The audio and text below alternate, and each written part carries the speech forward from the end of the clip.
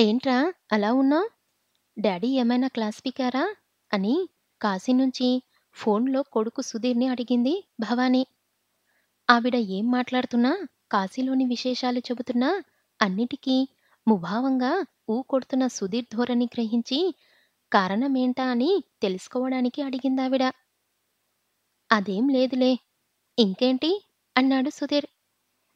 ఏమైందిరా? ఎందుకలా ఉన్నావు?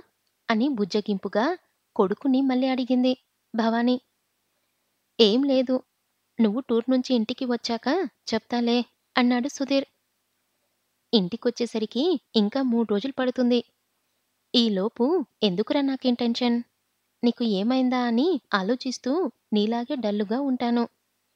అప్పుడు మీ డాడీకి అనుమానం వచ్చి మన ఇద్దరిని తిడతారు.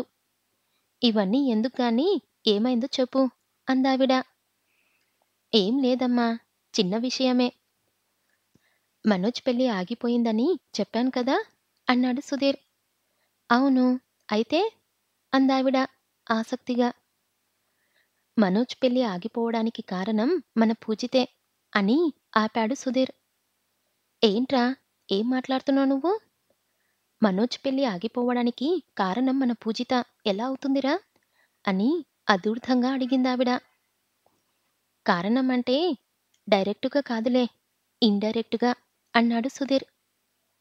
ఒరేయ్, నాకు బీపీ తెప్పించకుండా అసలేమైందో వివరంగా చెప్పు అంది భవాని. అది మనోజ్ గాడిని పెళ్ళికొడుకుని చేసిన రోజు పూజితని తీసుకొని వాడింటికి వెళ్ళాను. మన పూజితని చూడగానే వాడు వాడు పూజిత బాగా నచ్చిందన్నాడు.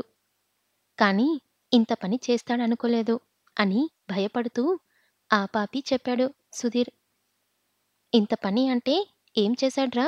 అని కంగారుగా అడిగింది భవాని. అంత కంగారు పడాల్సిందేం లేదులేమ్మా.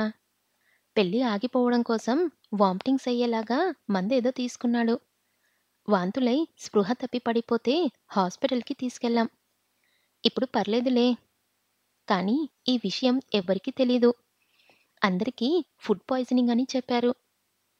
నాకు కూడా తెలిసేది కాదు. డాక్టర్ గారు మనోజ్‌ని తిడుతుంటే చాటుగా విన్నాను. ఆ మనోజ్ గాడిని చూడటానికి ఇదేమో హాస్పిటల్‌కి వచ్చింది. వాడేమో చెల్లాయితో ఐ లవ్ యూ చెప్పాడంట అంటూ జరిగిందాన్ని 3 ముక్కల్లో చెప్పాడు సుధీర్. ఛీ! అదేం పాడుబుద్ధిరా వాడికి? పెళ్ళంటే ఆటలనుకున్నాడా? వాడి సెల్ నంబరివ్వు. గట్టిగా గడ్డి పెడతాను అని కోపంగా అంది భవాని. ఇప్పుడు ఫోన్లో ఏమొద్దులేమ్మా. నువ్వొచ్చిన తర్వాత చూద్దాం. ఈ విషయం డాడీకి, బాబాయికి ఏం చెప్పకు. మళ్ళీ వాళ్ళక్కడ అప్సెట్ అవుతారు అన్నాడు సుధీర్. సరే చెప్పండ్లే. ఇంతకీ పూజిత ఎలా ఉంది? అనడిగింది భవాని. దానికేంటి? బాగానే ఉందిలే అని చెప్పాడు సుధీర్. అదేంట్రా అలా నిర్లక్ష్యంగా చెప్తావు? ఇందులో అదేం చేసిందని? నీ ఫ్రెండు మీద చూపించాల్సిన కోపం దాని మీద చూపిస్తున్నావా? అని మందలిస్తున్నట్టుగా అందావిడ. అదేం కాదులేవే. ఇందులో దానిది తప్పుంది.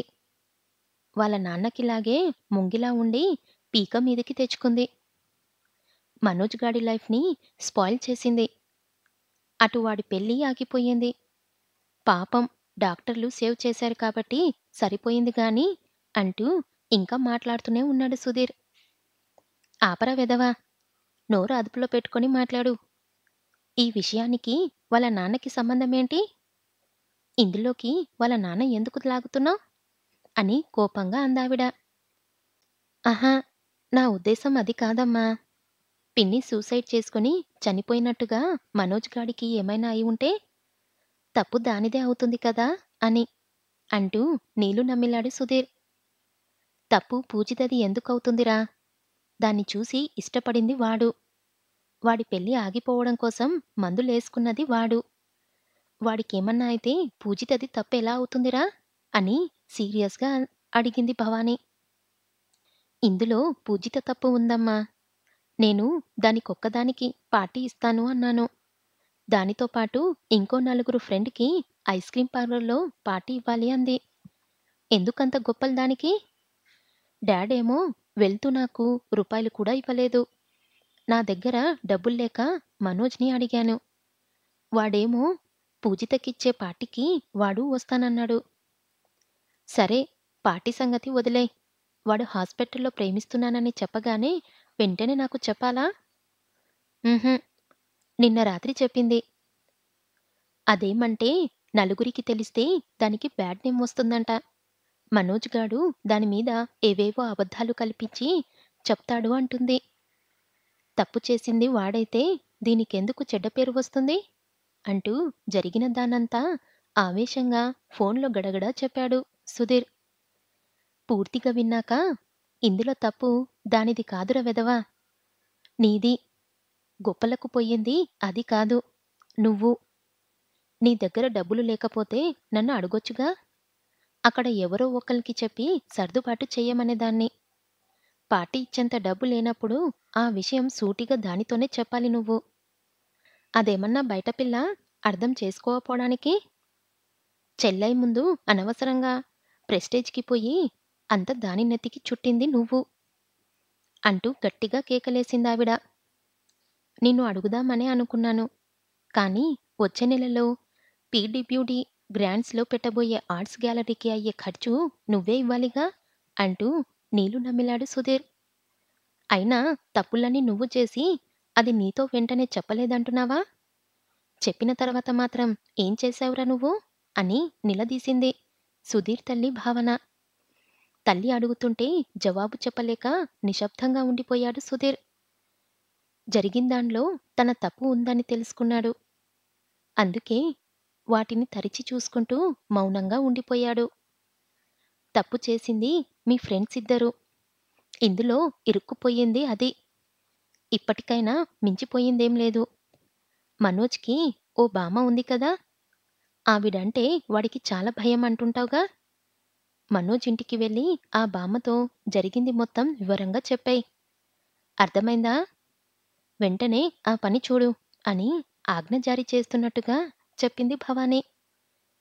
తల్లి చెప్పింది వినగానే సుధీర్ గుండె గుబేలుమంది.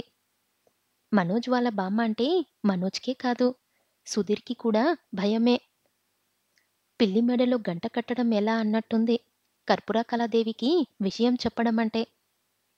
తల్లి ఆజ్ఞకి వెనకాడుతున్నట్టుగా "హ్మ్. నాకు చాలా పనులున్నాయమ్మా. కొన్ని పెయింటింగ్స్ వేస్తున్నాను.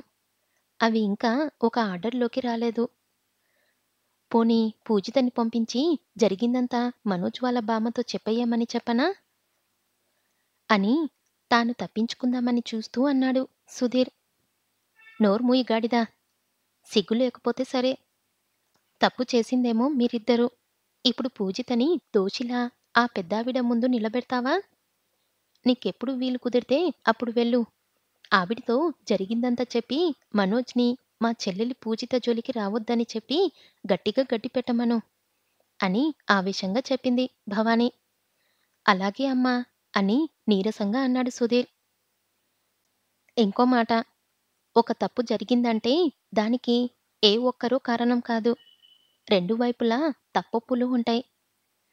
నా చెల్లెలి విషయంలో జరిగిందానికి వాళ్ళాయన రాఘవ కూడా ఒక కారణం కావచ్చు.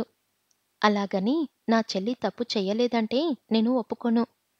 వాళ్ళిద్దరి సంసారపు గొడవల్లో పిన్ని ఆత్మహత్య చేసుకొని చనిపోయింది కాబట్టి అందరి సానుభూతి పిన్ని వైపు ఉండటం సహజం. అంత మాత్రాన పిన్నిది తప్పేముండదు. బాబాయ్ మొంగిగా ఉండే శాడిస్ట్ అని మీ నాన్నలానే నువ్వు అపోహాలు పెంచుకోకు అంటూ కొడుకుని గట్టిగా మందలించింది భవాని. తల్లి మాటలకి కిక్కురుమనకుండా ఉండిపోయాడు సుధీర్. ఉంటానింకా. మీ నాన్న వస్తున్నట్టున్నారు అంది భవాని. ఓకే. బాయ్ అమ్మా అన్నాడు సుధీర్.